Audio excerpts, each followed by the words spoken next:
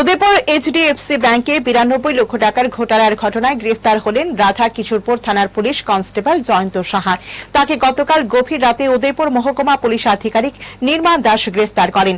রাত 11টার দিকে Udaipur police line থেকে তাকে গ্রেফতার করা হয়। আজ অভিযুক্ত কনস্টেবলকে রাধা কিশোরপুর থানার অধীনে থেকে উদয়পুর আদালতে নিয়ে আসা হয়। 3 দিনের পুলিশ রিমান্ড চেয়ে তাকে আদালতে পাঠানো হয়েছে। মামলায় গ্রেফতার কনস্টেবল জয়ন্ত সাহার বিরুদ্ধে গ্রাহকের অ্যাকাউন্ট থেকে টাকা আত্মসাতের অভিযোগ উঠেছে। এদিকে গ্রাহকদের মধ্যে দাবি উঠেছে যে ঘটনার সঙ্গে জড়িত টাকা উদ্ধার করা হোক এবং অভিযুক্তের বিরুদ্ধে কঠোর ব্যবস্থা নেওয়া হোক। ওনাকে এই যে কাণ্ডে যে কেস হয়েছেন আগে তো কেস নাম্বার 5/2025 ওই কেস কানেকশনে কালকে রাত থেকে 10:30টা টেস্ট করা আছে। স্যার ওনাকে জিজ্ঞাসাবাদ করে কি জানলেন? এটা সাবজেক্ট ইনভেস্টিগেশন, আমরা ইনভেস্টিগেশন করছি। পুলিশ কনস্টেবলের স্যার কি নাম? পুলিশ নাম জয়ন্ত সাহা। কোন জায়গা থেকে অ্যারেস্ট করছেন?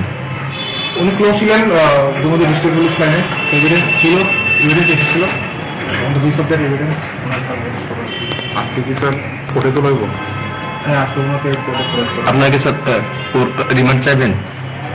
হ্যাঁ, রিমান্ড চাইব। কতদিনের স্যার চাইতে পারেন? এই সাবজেক্ট ইনভেস্টিগেশন আমরা শিজা ইনস্টিটিউট অফ কিডনি সায়েন্সেস কিডনির জটিল রোগের চিকিৎসার জন্য এক উৎকৃষ্ট প্রতিষ্ঠান, যেখানে উত্তর পূর্ব ভারতের প্রথম এবিও অসামঞ্জস্য কিডনি প্রতিস্থাপন এবং মৃত ব্যক্তির কিডনি প্রতিস্থাপন করা হয়। এখানে